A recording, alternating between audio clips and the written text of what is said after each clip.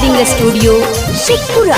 आज चूल्हा ना फुकावा हो चाची, रोटिया ना बेलवा हो जी, पढ़े के उमरिया में बाहर ना ले जाओ जी।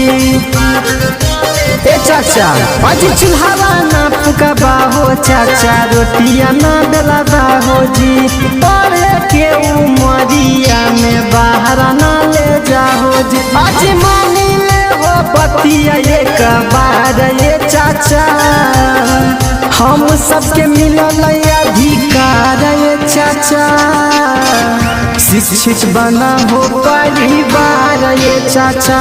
ए जी बाबा साहेब देलखिन अधिकार ये चाची, शिक्षित बना हो परिवार ये चाची।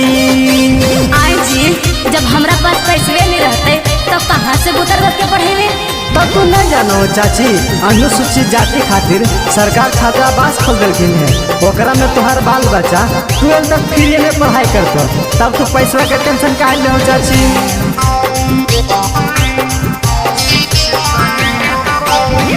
सब दिन कमाइल सब भैया हो तो ना विकास जी, अनुसूचित जाति के खातिर है छात्रावास जी।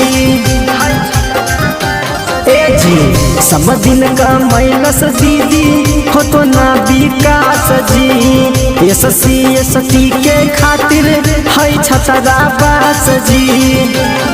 काहे करा हो बचावा के जिंदगी बेकार ए दीदी, हम सबके मिलल अधिकार ए दीदी, शिक्षित बना हो परिवार ये दीदी।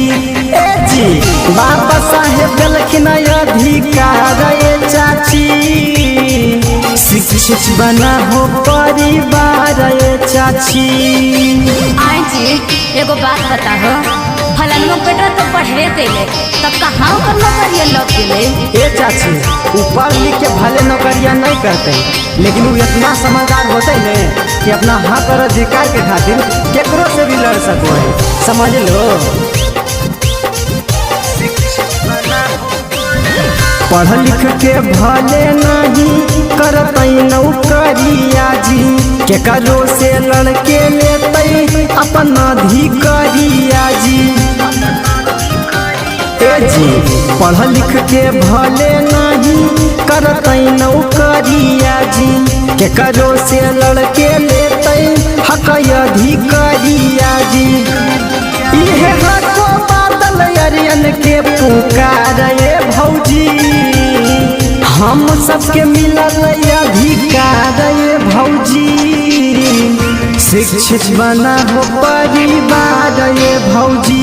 ए जी बाबा साहेब देलखिन अधिकार ये चाची, शिक्षित बना हो परिवार ये चाची।